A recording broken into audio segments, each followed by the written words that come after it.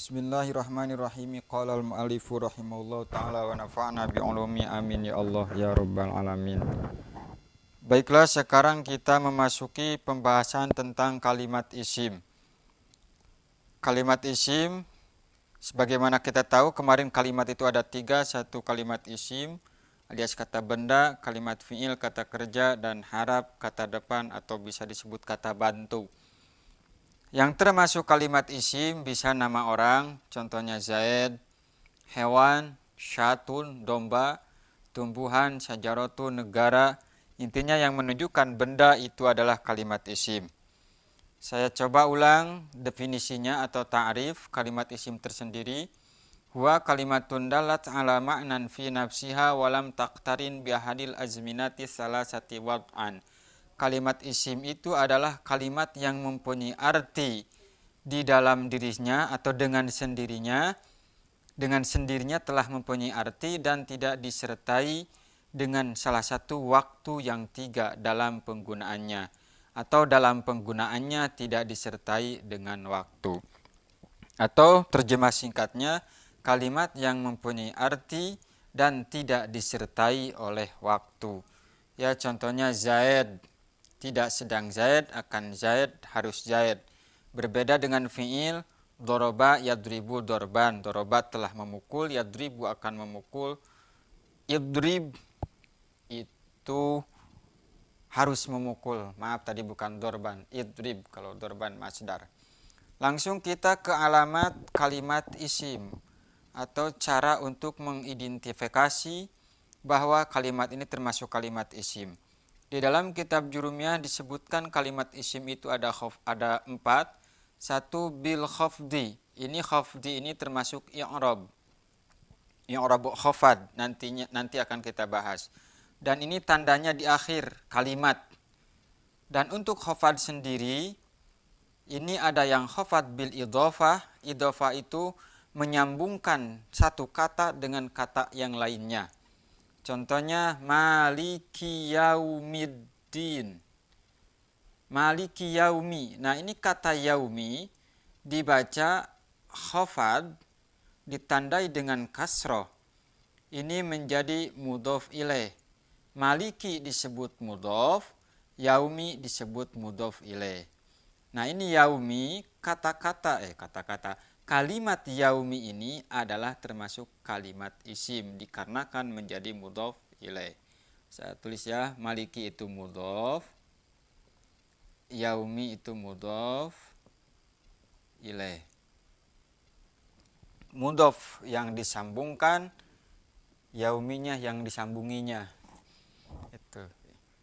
Yang kedua, ini contoh yang dari isim zahir. Nanti kita akan bertemu dengan isim zahir. Contoh yang isim dhamir, wa aqsamuhu. Nah, di sini ada kalimat ha. Ini adalah kalimat isim termasuk kalimat isim dhamir. Nanti kita akan bahas tentang isim dhamir. Intinya aqsamun ini mudhof, al-ha'u dhamir ini termasuk menjadi mudhof ilaih. Berarti hu ini adalah kalimat isim. Yang kedua bitabi atau tabaiyah, dengan mengikuti. Di dalam babnya nanti ada 4, saya sebutkan saja secara singkat. 1 na'at, 2 atof, 3 taukid, 4 badal. Na'at itu sifat. Contoh alhamdulillahi robbi. Nih, di sini ada kata robbi. Robbi ini dibaca khafad dengan alamat kasroh. Ini termasuk kalimat isim. Mengapa? Karena dibaca khafad. Untuk posisinya ini menjadi na'at dari lillahi atau menjadi sifat dari mausuf lafad Allah. Berarti Rabbi ini adalah kalimat isim karena dibaca khafad. Yang kedua atof, marortu bi Zaidin wa amrin. Yang jadi contoh di sini wa amrin. Kalimat amrin ini termasuk kalimat isim karena dibaca khafad, tarkibnya menjadi atof atau diatofkan terhadap lafaz Zaid. Zaid nanti disebut ma'tuf alaih, sedangkan amrin ini adalah ma'tuf. Yang ketiga taukid, penguat. Marortu bil qaumi. kullihim. Nah, kata-kata kulli, kalimat kulli ini adalah kalimat isim. Taunya kalimat isim ini dibaca khafad karena menjadi taukid dari qaumi. Kulli itu disebut taukid, sedangkan qaumi disebutnya muakkad yang ditaukidi. Nanti ada babnya tersendiri. Intinya kita pahami untuk sementara, ini lafaz kulli, ini kalimat isim karena dibaca khafad. Yang terakhir badal, kata ganti, bukan kata ganti, pengganti.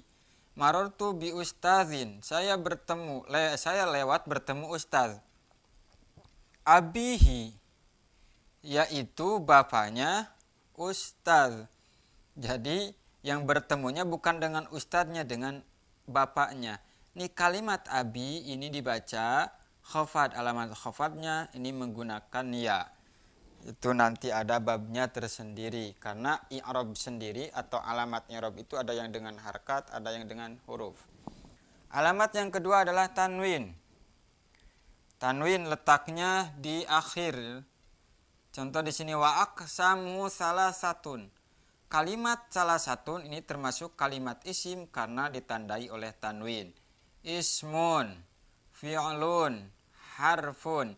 Ini semuanya termasuk kalimat isim.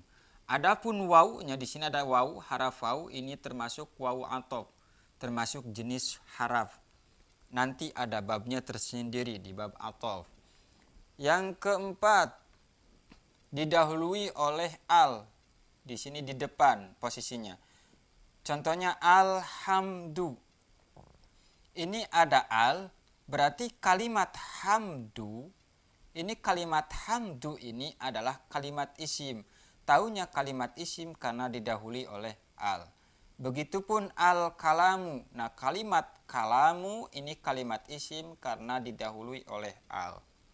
Yang keempat, didahului oleh haraf-haraf khafad. Haraf-haraf yang menjerkan atau yang menghafadkan kalimat setelahnya. Haraf khafad itu ada 9. Saya sebutkan satu saja. Di sini ada min, salah satunya min.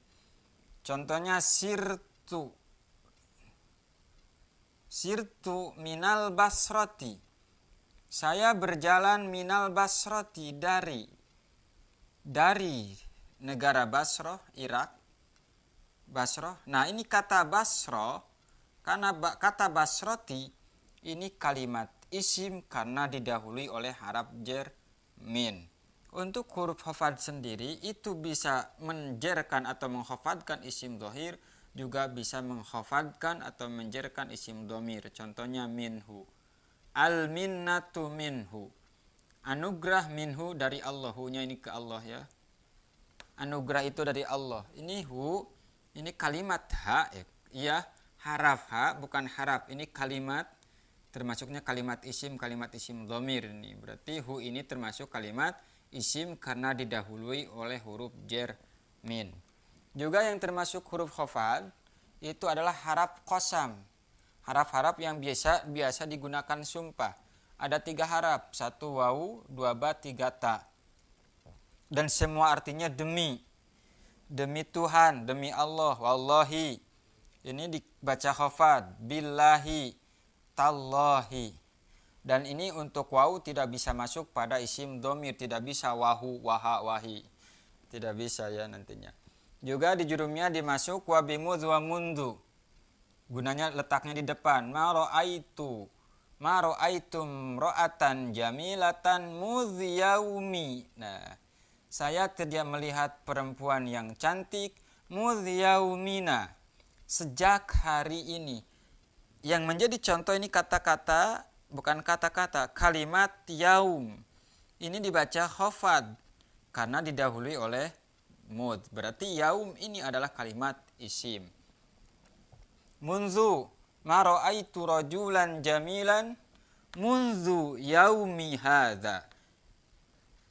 Munzu yaumin hadza ini bisa ditarkib menjadi badal ya. Tidak melihat Saya tidak melihat seorang lelaki yang ganteng sejak hari ini. Itu hadza hari ini. Berarti intinya kata yaumin atau kalimat yaumin ini kalimat isim karena didahului oleh mud.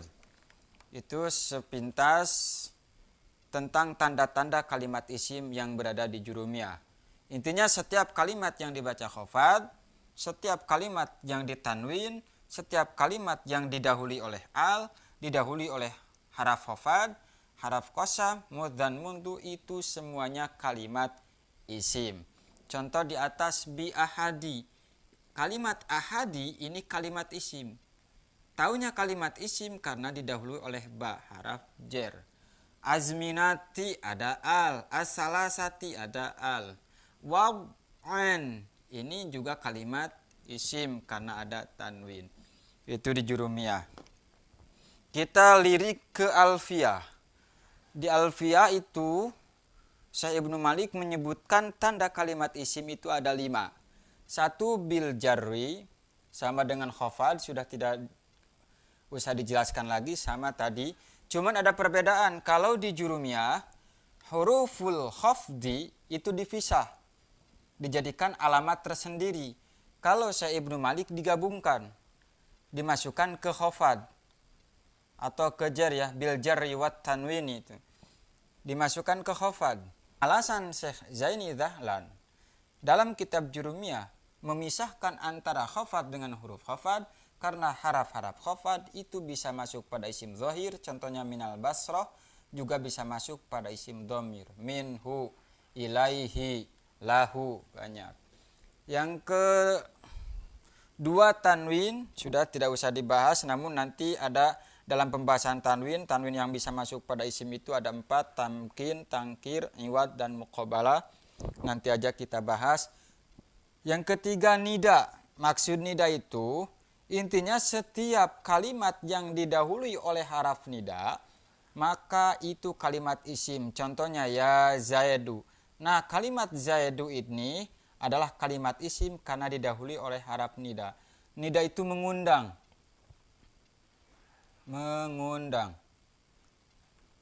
Hei, kamu kesini. Nah, kata hei itu nida.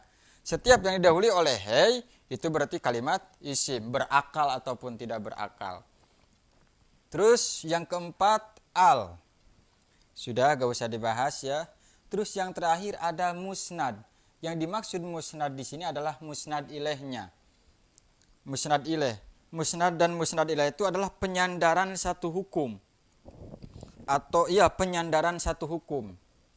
Di sini ada kata-kata musnad. Musnad itu yang disandarkan, sedangkan musnad ilaih yang disandarinya. Ini membahas tentang hukum ya. Maksudnya bukan hukum halal haram.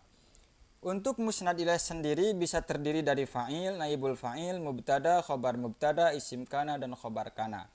Contohnya, qoma zaidun. Qoma telah berdiri, ini fi'il. Siapa zaidun? Zaid. Nah, ini zaid disebut musnad ilaih, sedangkan qoma disebutnya musnad. Qoma hukum berdiri itu diberikan kepada zaid, disebut musnad ilaih itu. Jadi qoma itu disebut musnad yang disandarkan, zaid ini musnad ilaih yang disandari. Jadi hukum berdiri itu diberikan terhadap zaid. Tidak mungkin zaid diberikan terhadap berdiri. Yaitu bisa difahami mungkin antara musnad dan musnad ilaih. Yang kedua terdiri dari naibul fa'il, pengganti fa'il. Sima Ramadhanu. Sima dan puasani, dan puasani bahasa Indonesianya apa? Dipuasani. Apa Ramadhanu? Bulan Ramadan. Ramadhanu mudhof ilaih. Musnad ilaih. Sedangkan sima adalah musnad. Karena puasa, hukum puasa itu diberikan terhadap Ramadan. Yang ketiga mubtada. Zaidun qaimun. Zaidun utawi zaid iku qaimun wong kang ngadeg. Zaidun ini menjadi mubtada. Posisinya menjadi musnad ilaih. Qaimun ini khobar. Menjadi musnad karena hampir sama redaksinya dengan yang atas, dengan yang fa'il. Ini qaim, hukum berdiri itu diberikan terhadap Zaid. Makanya Zaid disebut musnad ilaih. Bisa juga dari mubtada'nya, khobarnya yang menjadi musnad ilaih. Alhamdulillahi. Lillahi disebutnya musnad ilaih, sedangkan alhamdu yang posisinya menjadi mubtada itu disebut musnad. Dan yang kelima adalah isimnya kana dan dulur-dulurnya, saudara-saudaranya kana. Contohnya kana Zaidun qaiman, kana ada siapa Zaidun Zaid. Nah, ini Zaidun ini posisinya menjadi menjadi isimnya lafad kana dan posisinya menjadi musnad ilaih. Otomatis Zaidun ini adalah isim karena menjadi musnad ilaih, sedangkan qaimun ini adalah musnad. Yang terakhir khobar inna. Mohon maaf, ini bukan khobar tetapi masih isimnya inna ya. Isim inna. Contoh inna Zaidan qaimun. Ini kata Zaidan, ini isim, kalimat isim karena menjadi musnad ilaih atau isimnya inna yang posisinya menjadi musnad ilaih, terus qaimun ini menjadi musnad. Mungkin cukup sekian, semoga bermanfaat dan bisa memberikan kefahaman dan mendapatkan ilmu yang bermanfaat. Namun terakhir, ini alamat-alamat ini bukan mutlak karena ada juga isim yang tanpa alamat. Salah satunya adalah isim fi'il. Berarti ya isim fi'il contohnya soh ya. Soh ini adalah bermakna uskut. Kalimatnya isim namun maknanya fi'il, disebutnya isim fi'il. Berarti kesimpulannya, bukan kesimpulannya, nanti ada fi'il, ada isim yang dilihat dari segi maknanya ya. Dari segi makna saja. Seperti itu, tidak ada alamat tapi maknanya menunjukkan isim, berarti itu kalimat isim. Ya, assalamualaikum warahmatullahi wabarakatuh.